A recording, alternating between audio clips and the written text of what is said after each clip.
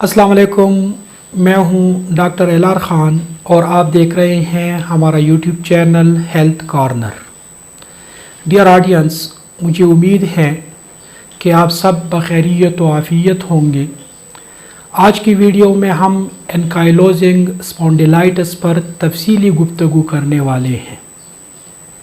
Ankylosing spondylitis ये एक condition का नाम है, एक बीमारी का नाम है जिसमें अमूमन हमारा स्पाइनल कॉर्ड मुतासर हो जाता है और इससे जो साइन एंड सिम्टम्स होते हैं वो हमारे स्पाइनल कॉर्ड और जिस्म के दीगर हिस्सों में भी पैदा होते हैं। एनकाइलोजिंग स्पॉन्डिलाइटिस के दौरान होता कुछ यूँ है कि वर्टेब्रास यानी हमारा जो स्पाइनल कॉर्ड कॉलम है इसमें जो मोहरे लगे हुए होते हैं जिसको वर्टेब्रा कहा जाता है, वर्टेब्रा के दरमियान स्पेस कम हो जाता है। दो वर्टेब्रास के दरमियान एक कार्टिलेज स्ट्रक्चर होता है जिसको डिस्क भी कहा जाता है। अमूमन किसी वजह से वो डिस्क ख़त्म हो जाता है, वो डीजनरेट हो जाता है और वर्टेब्रास जो होते हैं ये एक दूसरे में फ्यूज़ हो जाते हैं। इसी कंडीशन को एनकाइलोजिंग स्पॉन्डिलाइटिस कहा जाता है। एनकाइलोजिंग स्पॉन्डिलाइटिस के असबाब क्या हैं, तो आज तक किसी को ये पता नहीं चला कि एनकाइलोजिंग स्पॉन्डिलाइटिस क्यों हो जाता है और इससे लोग क्यों मुतासर हो जाते हैं। अमूमन 100 में से 10 लोग इस बीमारी में मुब्तला हो जाते हैं। एक फैक्टर है हमारे ब्लड में जिसको HLA-B27 कहा जाता है। जिन लोगों के ब्लड में ये फैक्टर पॉजिटिव हो तो अमूमन ज़रूरी नहीं है लेकिन अमूमन उनको एनकाइलोजिंग स्पॉन्डिलाइटिस की शिकायत हो सकती है। एनकाइलोजिंग स्पॉन्डिलाइटिस के जो सिम्टम्स है उसमें सबसे बड़ी निशानी लोअर बैक पेन है यानी कमर के निचले हिस्से का दर्द। अक्सर लोगों में ये दर्द आता है फिर जाता है, मतलब इतना ज़्यादा तकलीफ़ देह नहीं होता, लेकिन कुछ लोगों में ये दर्द तकलीफ़ देह सूरत इख्तियार कर जाता है और पेशेंट जो होते हैं वो इलाज कराने पर मजबूर हो जाते हैं। इसी तरह बाज़ औक़ात ये दर्द जो है ये हिप जॉइंट में भी होता है और बाज़ औक़ात हिप जॉइंट से नीचे ताई में, लेग्स में और फुट तक भी जा सकता है। इसी तरह बाज़ सूरतों में जिस्म के जो दीगर जॉइंट्स है, छोटे जॉइंट्स है, ये हाथ की उंगलियों के जॉइंट्स है या शोल्डर जॉइंट्स है, ये भी मुतासिर हो सकते हैं। सांस लेते हुए इंसान को दिक्कत महसूस होती है, स्पेशली जब रिब्स जॉइंट यानी जो जॉइंट रिब और स्पाइनल कॉर्ड कॉलम के दरमियान मौजूद होते हैं, अगर वो जॉइंट्स मुतासिर हो जाए तो फिर पेशेंट गहरा सांस नहीं ले सकता। जब वो गहरा सांस लेता है तो उसके सीने में दर्द होता है। इसी तरह फटीग भी इसकी एक अलामत है, इंसान थका सा महसूस करता है और कोई काम करने को उसका दिल नहीं करता। एक और अलामत है कि लॉस ऑफ एपेटाइट, इंसान की भूख ख़त्म हो जाती है और उसका वज़न जो है वो कम हो जाना शुरू हो जाता है। एब्डोमिनल पेन, बाज़ सूरतों में पेट में दर्द रहता है और कुछ मरीज़ों को डायरिया भी लग जाता है, उसको लूज़ मोशन लग जाते हैं। तो ये भी एक अलामत है एनकाइलोजिंग स्पॉन्डिलाइटिस की। हमने पहली बात की थी कि एनकाइलोजिंग स्पॉन्डिलाइटिस की कोई ख़ास वजह मालूम नहीं है, मे बी कि ये एक ऑटो इम्यून डिज़ीज़ है।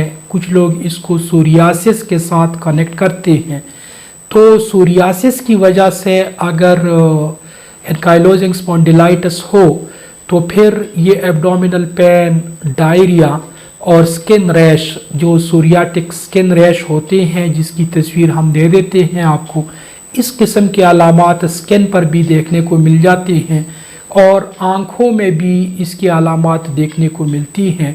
आँखों में सोजन हो जाती है, इन्फ्लेमेशन हो जाती है। इसी तरह विजन प्रॉब्लम्स का पैदा होना, ये भी एनकाइलोजिंग स्पॉन्डिलाइटिस की एक अलामत है। अब जी बात करते हैं कि एनकाइलोजिंग स्पॉन्डिलाइटिस को हम कैसे डायग्नोज कर सकते हैं, कौन कौन से टेस्ट कराने पड़ते हैं। पहले तो डॉक्टर साहिबान अलामात को देखते हैं। अगर उनको शक हो जाए कि इस मरीज़ को एनकाइलोजिंग स्पॉन्डिलाइटिस है तो फिर वो क्या करते हैं, सबसे पहले स्पाइनल कॉर्ड का एक्सरे करवाते हैं। स्पाइनल कॉर्ड के एक्सरे में बाज़ औक़ात ये जो डीजनरेटिव प्रोसेस होते हैं या जो वर्टेब्रा आपस में फ्यूज़ हुए होते हैं ये नज़र आ जाते हैं। अगर उसमें नज़र ना आ जाए तो फिर एमआरआई तक चले जाते हैं। एमआरआई में फिर ये चीज़ साफ दिखाई देती है। इसी तरह कुछ ब्लड टेस्ट कराए जाते हैं। एक ब्लड टेस्ट जो है वो HLA-B27 के लिए कराया जाता है, ह्यूमन ल्यूकोसाइट एंटीजेंट B27 इसको कहा जाता है। ये यूरोप के बहुत ज़्यादा बाशिंदों में ये उमूमन पॉजिटिव आता है। यहाँ एशिया में भी कुछ लोगों में ये पॉजिटिव हो सकता है, तो इसको देखने की कोशिश की जाती है। इसी तरह रूमेटाइड आर्थराइटिस फैक्टर, जिसको आम ज़बान में RA फैक्टर कहा जाता है, उस टेस्ट को भी परफॉर्म कराया जाता है ताकि इसको अलग किया जा सके रूमेटाइड आर्थराइटिस से। तो ये 2 ब्लड टेस्ट कराए जाते हैं। इसी तरह एक्सरे और MRI कराए जाते हैं ताकि स्पॉन्डिलाइटिस जो है या एनकाइलोजिंग स्पॉन्डिलाइटिस जो है इसकी तशख़ीस की जा सके और फिर जो बीमारी है उसका इलाज शुरू किया जा सके। एनकाइलोजिंग स्पॉन्डिलाइटिस की किस्में जो है 2 बड़ी किस्मों में इसको तकसीम किया जाता है। एक एक्सियल स्पॉन्डिलाइटिस है। एक्सियल में वर्टेब्रल कॉलम जो होता है वो इन्वॉल्व होता है, और एक पेरिफेरल होता है। पेरिफेरल में वर्टेब्रल कॉलम के साथ साथ जो हमारी दीगर जॉइंट्स है, हाथ है या पाँव है, ये भी जब इन्वॉल्व हो जाए तो फिर उसको पेरिफेरल एनकाइलोजिंग स्पॉन्डिलाइटिस कहा जाता है। अब जी मैनेजमेंट, इसको हम कैसे मैनेज कर सकते हैं, क्या क्या एहतियाती तदाबीर हमको इख्तियार करनी चाहिए। अगर शुरू में किसी में ये अलामात देखने को मिल जाए तो उसको क्या करना चाहिए। तो एक्सरसाइज जो है ये एक बेस्ट ऑप्शन है। एनकाइलोजिंग स्पॉन्डिलाइटिस के लिए मुख्तलिफ़ किस्म के एक्सरसाइजेज अवेलेबल हैं।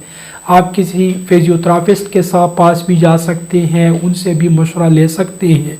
और अगर ख़ुद आप नहीं जाना चाहते हैं तो घर में यूट्यूब पर या फिर गूगल पर बहुत सारी एक्सरसाइजेज ऐसे हैं जिनसे आप इस्तिफ़ादा कर सकते हैं। ये एक्सरसाइजेज अभी से शुरू कर ले आप। इसके बाद अगर आप स्मोकिंग करते हैं तो याद रखिए स्मोकिंग की वजह से एनकाइलोजिंग स्पॉन्डिलाइटिस जो है ये मज़ीद बदतर हो सकता है।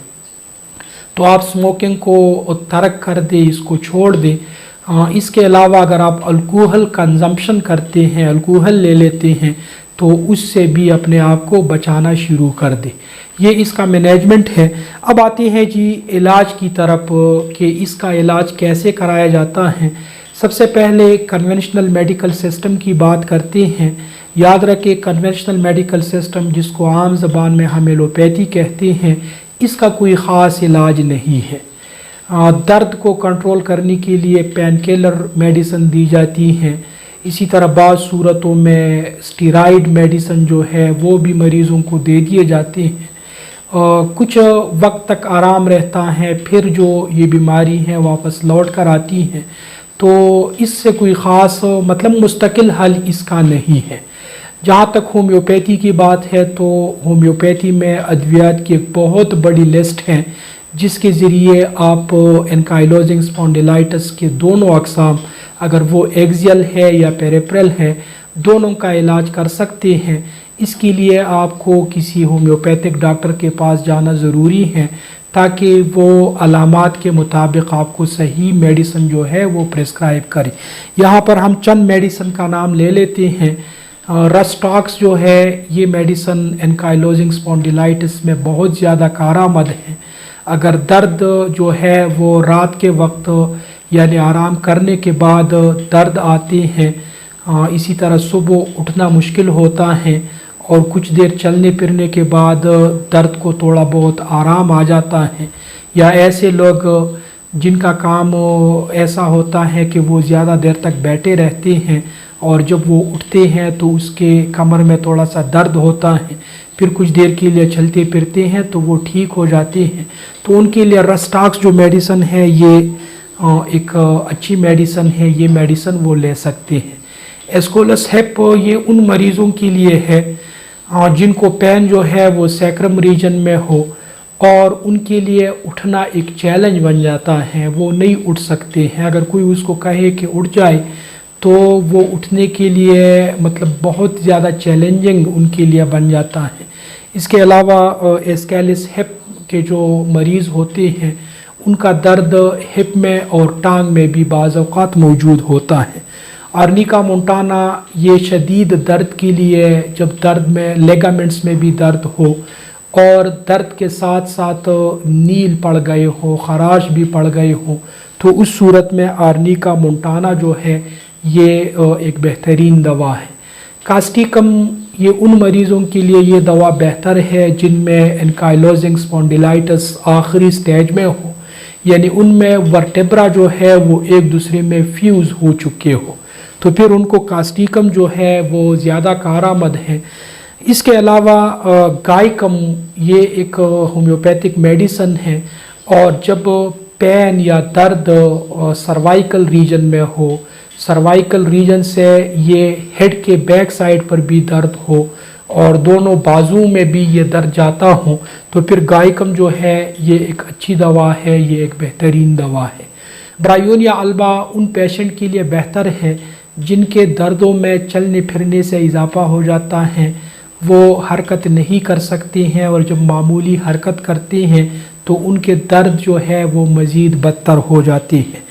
اب جو پیریفرل ہے یعنی یہ بیماری اگر جسم کے دیگر حصوں میں پھیل جائے تو ان کے لیے ایفس میلیفیکا یہ ایک اچھی دوا ہے۔ اگر دیگر جوائنٹس یا جسم کے دیگر حصے جو ہے وہ متاثر ہو جائے، اسی طرح اگر آنکھوں میں بھی سوزش ہو، آنکھوں میں بھی انفلیمیشن ہو، تو ایپس میلیفیکا جو ہے یہ ایک کارآمد دوا ہے، یہ آپ پیشنٹ کو دے سکتے ہیں، اور اگر آپ خود پیشنٹ ہیں تو یہ بھی لے سکتے ہیں۔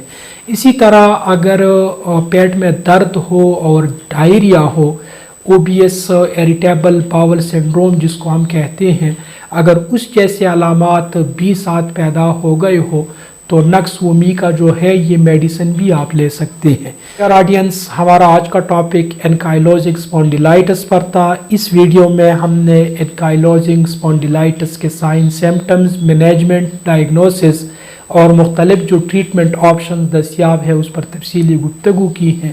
مجھے امید ہے کہ یہ ویڈیو آپ کے لیے کارآمد ثابت ہوگی۔ جہاں بھی رہیں مجھے اپنی دعاؤں میں ضرور یاد رکھیں۔ اللہ نگہبان۔